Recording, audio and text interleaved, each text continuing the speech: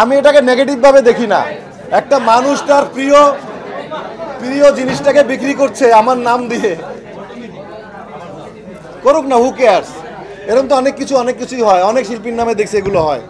তো এগুলো তার প্রিয় জিনিসটি যদি প্রিয় নাম বলে উনি যদি ওনার দাম হাঁকিয়ে উনি বিক্রি করে উনি লাভবান হয়, হোক না। আমার নাম যখন ছড়িয়ে পড়বে, আমার কাঁধের উপর ভর করে যদি কেউ কিছু ভালো কিছু করতে চায়, 2 টাকা ইনকাম করে, করুক না, কিছু কি যায় আসে আমার। আমি এগুলো কোনোভাবে কেয়ার করি না, কারণ আমি যদি এগুলোতে নেগেটিভভাবে মানসিকভাবে অস্থির হয়ে অবসাদ হয়ে এগুলো মাথায় নিতে যাই, তাহলে আমি সামনে কাজ করতে পারবো না। তাহলে আমার এই পশুর হাটেই পড়ে থাকতে হবে, কোরবানির হাটেই। তো অতএব হু কেয়ার, যখন তুমি সামনের দিকে এগিয়ে চলবা, তোমার গাছে অনেক ফল হবে।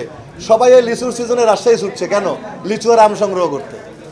তো ওই মানুষটা তার প্রিয় জিনিসটার নাম, এর আগে তো I am not the first time, এর আগে অনেক শিল্পীর নামে যে যখন জনপ্রিয় থাকে তার নামে এগুলো ওরা বিক্রি করে বাজারে কাটতির জন্য।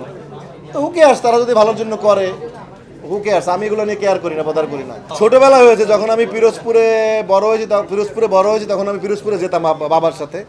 বা তারকা হয়ে ওঠার পর আর হয়নি। তবে তারকা হয়ে যাওয়ার পর কয়েকবার ছাগল কিনতে গিয়েছিলাম, কয়েকবার বিভিন্ন জায়গায়। তো ছাগলটা কিনে গাড়ির পিছনে উঠেছিলাম, ওদিকে আমার ড্রাইভার না বুঝে দরজা খুলে দিয়েছে, ছাগল লাফ দিয়ে বাজারের মধ্যে দৌড় দিয়েছে। পরে সেইটার পিছনে তখন আমি ধরতে পারতেছি না, ড্রাইভার ছুটতেছে, গাড়ির স্টার্ট মেন রাস্তার উপরে। এটা একটা অন্যরকম অভিজ্ঞতা। এই যে কোথায়, আফতাবনগর, রাইট, আফতাবনগরে এরকম ঘটনা আমার 2বার ঘটছে। ছোটোবেলায় গরুরকে মালা পরিয়ে দড়ি নিয়ে ছুটছি, এগুলো অনেক জীবনে ছিল, অনেক কিছু হয়েছে আর কি লাইফে। এটা এখনও ভালো লাগে, বাট আমি যেতে পারি না গরু। তবে এবার ডিপজল ভাই বলছিল, ডিপজল ভাই গরুর গাবতলি গরুর হাট, ডিপজল ভাই ইজারা নিছে। আমাকে কালকে বলতেছিল তুই আর আমি হাটে যাব। তা আমি বললাম ভাই চলেন একদিন যাবো হাটে, আবার অভিজ্ঞতা হোক নতুন করে। দেখা যাক যদি সময় পাই একদিন ডিপজল ভাইয়ের সাথে হাটে যাবো। গরু বা বাসায় তো একটা গরু কিনবেই, সবাই কিনে, ভাই বোনরা আছে।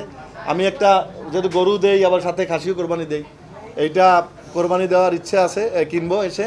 কোরবানির দিন তো সকাল থেকে নামাজ কালাম পড়বো, তারপরে হয়তো বা ঈদের পরের দিন একটু আমার বাবা মার কবর জিয়ারত, যেটা আমার জীবনের সবচেয়ে বড় এখন কাজ, সেখানে একটু হয়তো যাবো পিরোজপুরে। এসে আবার একদিনই থাকতে পারবো দেশে, 18, 19, হয়তো 20 তারিখে আবার ফ্লাই করব দুবাই। Already ticket ready. দুবাইতে 22 তারিখে আমার শো আছে, বাংলা কার্নিভ্যাল, বাংলা ফেস্টিভ্যাল আর কি। সেই বাংলা কার্নিভ্যালে যাবো আর কি দুবাইতে। তো এইভাবে হয়তো 2-3 দিন থাকার সময় পাবো, এইভাবেই কাটাবো আর কি ভাই বোনদের সাথে। ঈদে আমার সোনার চট ছবিটা প্রিমিয়ার হবে চ্যানেল আইতে, একটু দেখার ইচ্ছে আছে চ্যানেলে। সবাই আপনাদেরকে নিয়ে দেখেছি, চ্যানেলে একটু দেখবো। আর ঈদের তো এবার অনেক অনুষ্ঠানমালা মিস করবো, যেহেতু থাকতে পারবো না দেশে। প্রতিবার ঈদে অনেকগুলো অনুষ্ঠান করি, অনেক মজা হয়, সবাই দেখে ঈদে, সেগুলোকে আনফর্চুনেটলি মিস করবো। বাট ঈদের সময়, ঈদের আগের দিন সে কেনাকাটা করে কোরবানি দিয়ে ইনশাল্লাহ আর গরিবদের মাঝে আমি একটু মাংস টাংস এগুলো বিতরণ করতে চাই আসলে ঈদের দিন।